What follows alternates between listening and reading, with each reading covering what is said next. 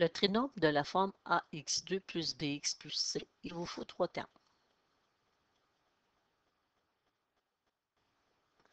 Comme dans toute factorisation, vérifiez. Si vous pouvez faire votre mise en évidence simple, faites-la. 15x2 moins 17x moins 4. Je n'ai rien en commun aux 3 termes, donc je ne peux pas faire la mise en évidence simple. Je commence ma factorisation avec le trinôme. C'est un trinôme. Ce n'est pas un trinôme carré parfait. Si je fais la racine carrée de 15x2, ça n'arrive pas juste. Puis en plus, mon dernier terme est négatif. Si nécessaire, ordonnez votre polynôme. Donc, c'est correct. Degré 2, degré 1, degré 0. Ce qu'on doit faire, on doit prendre le polynôme à 3 termes et le transformer en un polynôme à 4 termes. Parce que si notre polynôme est à 4 termes, ben, on a vu la mise en évidence double, donc on pourrait faire notre mise en évidence double. Donc, il faut remplacer le terme central, qui est le moins 17x, par une somme de 2 termes semblables, mais pas n'importe quel. Les 2 termes qu'on cherche, en plus d'être additionnés ensemble, vont me donner moins 17x. Il faut qu'il me donne le produit, lorsque je vais le multiplier ensemble, du premier avec mon dernier terme. Donc, je dis, on cherche d'un nombre dont la somme est égale à b. Qu'est-ce qui est b? C'est le nombre devant le x. Donc, ici, je cherche deux nombres dont la somme, je vais l'écrire à côté, dont la somme est moins 17.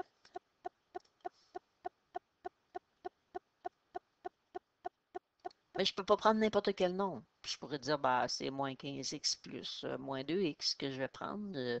Quelqu'un pourrait dire, ben non, moi, je vais prendre moins 10x, moins 7x. Vous ne pouvez pas choisir n'importe quoi.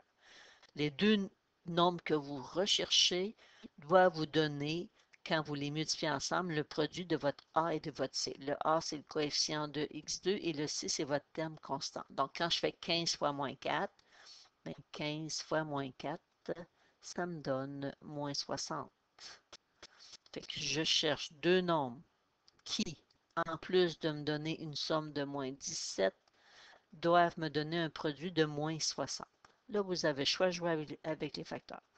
1 fois 60, est-ce que c'est possible, en mettant un des deux négatifs, arriver à moins 17 en les additionnant ensemble? Non, ça ne se fait pas.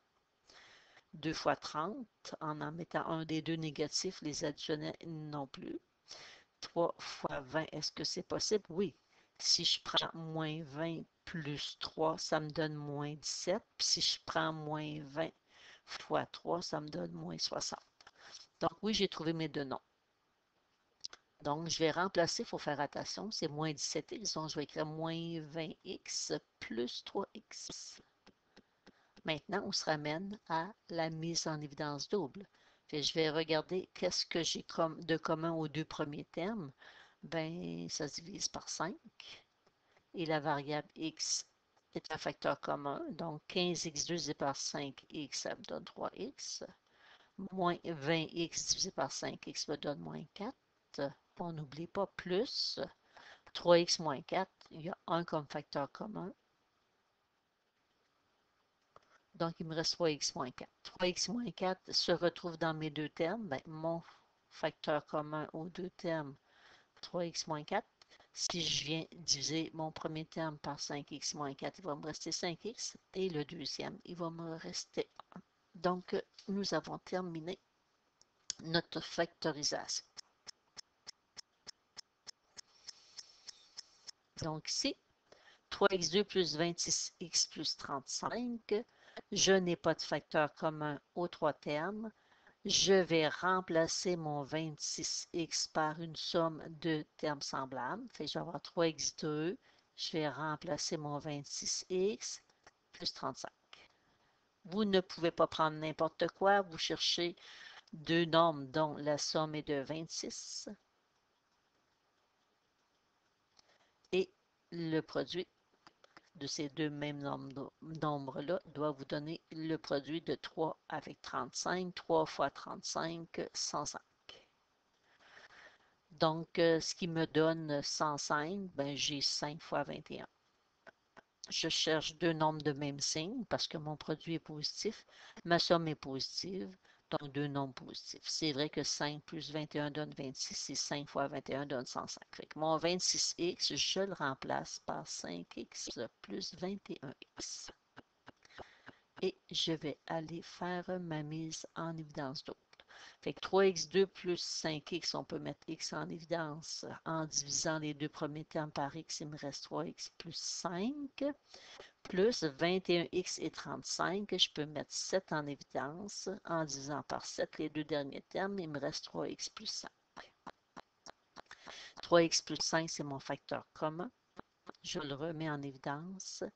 Il reste x plus 7. Exemple B. 2a2 plus 2a moins 24, c'est un trinôme. On pourrait dire que je vais remplacer le 2a par une somme de deux termes dont le produit de moins 48, mais je peux aussi mettre un 2 en évidence. En divisant par 2, il me reste a2 plus a moins 12. Sauf que dans ma parenthèse, il me reste un trinôme, donc je vais remplacer le nombre devant mon a, c'est un 1. Fait que je cherche une somme de deux nombres qui me donne 1 et mon produit, je prends le coefficient du A2, 1, fois mon terme constant, moins 12, ce qui me donne moins 12 quand je les multiplie ensemble.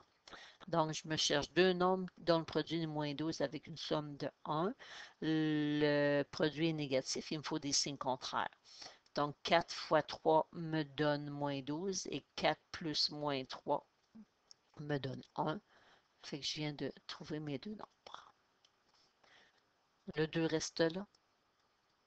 Fait que mon polynôme A2, je remplace le A par 4A moins 3A moins 12. Le 2 est toujours réécrit et on va aller faire notre mise en évidence d'eau. Fait que j'ai A qui est un facteur commun à A2 plus 4A. Si je divise par A, il me reste A plus 4. On n'oublie pas notre signe moins. 3A et 12, ça se divise par 3.